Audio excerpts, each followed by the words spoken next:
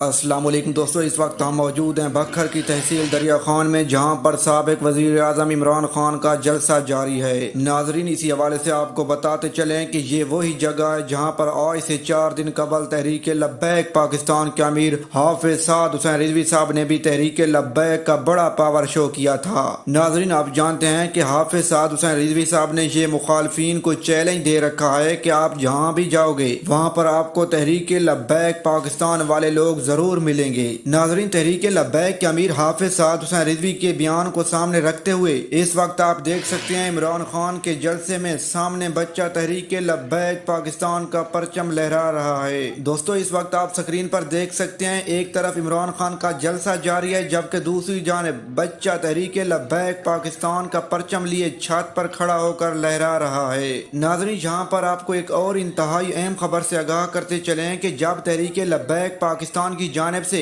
اس ground میں جلسہ کیا گیا تھا تو اس وقت خواتین موجود نہیں تھی، جبکہ آج عمران خان کے اس جلسے میں خواتین بھی موجود ہیں۔ ناظرین، اس حوالے سے اپنی رائے کا اظہار کمنٹ سیکشن میں ضرور کیجیے گا۔ اللہ حافظ۔